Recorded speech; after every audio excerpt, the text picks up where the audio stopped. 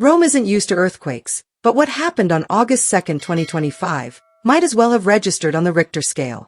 Not a geological tremor, but a cultural one. Kendrick Lamar and SZA, two of the most powerful artists of this generation, touched down in Italy for the Rome stop of their grand national tour, a night that felt less like a concert and more like a revolutionary sermon wrapped in thunder and velvet. Welcome to celebrity rap life, where the red carpets never roll up and the spotlight never fades. The rewards are legendary. Because in celebrity rap life, every downfall can become a comeback, and every headline tells a deeper story. Hit that like button, subscribe, and turn on notifications so you don't miss a second of what's coming next. This wasn't just another tour date. Rome, one of only 3 European cities to host the Grand National Tour, was chosen with purpose. The Stadio Olimpico, usually a battleground for football legends, transformed into a cathedral of sound, poetry, rage, healing, and history. 40,000 people packed the stadium. Many had traveled across countries. Train stations were buzzing with fans in Top Dog hoodies and SOS merch, while local Italian fans waited at the airport in hopes of a glimpse. There were no gimmicks, no press build-up, and no distractions. It was simply about the art. From the moment the stage lit up and Kendrick stepped out in complete darkness, save for a single spotlight casting a long shadow behind him, it was clear this wasn't going to be a typical set. He opened with a somber and poetic version of Crown, pacing slowly, almost as if in conversation with a ghost of Rome's imperial past. The crowd was hushed at first, watching a master storyteller at work, before erupting as the beat of DNA dropped and shook the ancient concrete beneath them. Each track Kendrick performed felt like a different layer peeled back.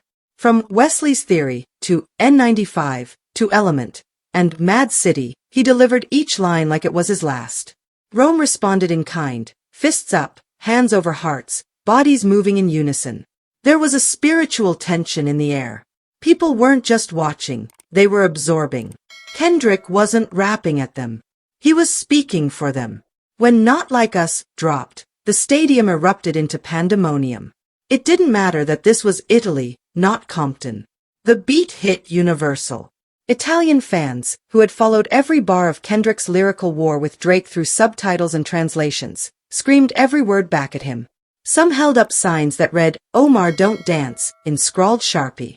Others wore t-shirts with, "They Not Like Us," stenciled over the Roman she-wolf symbol. For 5 full minutes, Kendrick transformed the Colosseum's modern-day cousin into a battlefield of joy, vengeance, and black pride. But even with the fire of Kendrick's set, the moment SZA walked onto that stage, Rome seemed to change color. Drenched in shimmering blue light, she emerged with Kill Bill, the opening chords cutting through the night like a blade. Her voice soared above the ruins, delicate yet immense, heartbreak and healing colliding in real time. Unlike Kendrick's sharp edges and war-ready bars, SZA's performance was a slow bleed, vulnerability wrapped in soul. She moved through her SOS Deluxe set with elegance and intensity, Good Days, Ghost in the Machine, Low, and the thunderous crowd favorite, Snooze. She paused between songs to speak softly in a mixture of English and rehearsed Italian, telling the crowd, "Grazie per sentire con il cor," thank you for listening with your hearts. The audience answered with chants of SZA, SZA, SZA, until her next breath of song silenced them again. One of the most powerful moments of the night came during her performance of Gone Girl, when the massive LED screen behind her displayed footage of past women's rights protests in Italy and across the globe. There was no need for a speech. The music, the visuals, the emotion, it all said what words never could. The stage then dimmed, and what followed next would only be described later as a moment of holy quiet. Kendrick returned and stood beside her. No introduction, no flashy graphics. Just a single mic stand, a dim spotlight, and the slow fade-in of all the stars. The duet felt less like a performance and more like communion. The chemistry between the two artists was magnetic. You didn't need to know English to feel it. The entire stadium sang along. Rome witnessed not just a set list, but a deliberate progression, the layering of themes. Kendrick's verses carried scars and resistance, while SZA's voice healed, mended, reminded. Where Kendrick pushed boundaries, SZA filled the silence with echoes of truth. The show wasn't just about spectacle, although the visuals were otherworldly. Mike Carson's stage design for this stop included animated backdrops of crumbling Roman columns, glitching digital mosaics, and 3D projections of statues crying pixelated tears. The symbolism was loud and poetic, the old world meeting a new era of truth-telling. Every transition felt like a cinematic act. During Man at the Garden, Kendrick stood alone, the stage drenched in red. He paid tribute to a late friend, their photo appearing briefly behind him before fading into black. There was a pause, a long one. The audience understood. No one cheered. They just listened. And when he finally spoke again, it was a single sentence: "Some pain don't need a chorus." For those who have followed the Grand National Tour across the globe, from Los Angeles to London, this Rome performance held a unique stillness, a gravity. Maybe it was the ancient walls. Maybe it was the way Kendrick and SZA moved like siblings raised under the same storm. Or maybe it was simply the rarity of the moment. Rome wasn't just a dot on the tour map. It was a chosen city. A reflection point. SZA's encore included a surprise acoustic rendition of 20-something, accompanied by a local Italian guitarist who had been invited last minute.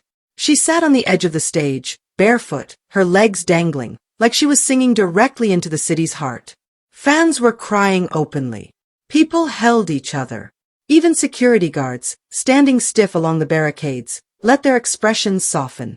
Kendrick re-emerged to close the night with a brutal, triumphant version of Family Ties. There were no pyrotechnics, no explosions, just raw delivery. Bar for bar, he danced around the idea of legacy, blood, betrayal, and unity. As the beat faded and the crowd roared, Kendrick raised his fist in the air. He didn't say goodbye. He just stood there, letting Rome say it for him. When the lights finally came up, no one wanted to leave. Thousands stayed planted in their seats, basking in the afterglow of what they'd just experienced. The crew began quietly breaking down the stage. Stadium workers swept confetti from the aisles. But fans lingered. They talked to strangers. They sang pieces of Broken Clocks and Lust. They tried to hold on to something they knew wouldn't come again. Outside the stadium, crowds flooded the Trastevere streets. Local bars stayed open late, blasting All Right and Shirt through ancient alleyways. Vespa drivers honked in rhythm. Tourists and Romans alike danced in the piazzas. The tour's energy bled into the bones of the city. For one night, Rome wasn't ancient. It was alive, electric, reborn under the voice of two artists who don't just entertain, they awaken. Kendrick Lamar and SZA didn't just perform in Italy. They transformed it. And now, only 2 shows remain in Europe. The Grand National Tour is winding down its international leg, but the memory of Rome will be impossible to follow. How do you top a night like this? You don't. You just carry it with you. Like a secret only a few thousand got to witness in person. One Rome native, interviewed after the show, put it best: "I've seen legends here. Springsteen, Bowie, even Michael Jackson. But tonight felt different. Tonight felt necessary." That's the power of Kendrick Lamar and SZA. Not just artists. Not just performers. But necessary voices in a world spinning too fast. Rome may be eternal, but for one night, it belonged to them. This story is far from over, and the truth is still unfolding. I want to hear what you think. Drop your take in the comments. And if you don't want to miss the next twist, hit that like button, subscribe, and turn on notifications so you don't miss a second of what's coming next.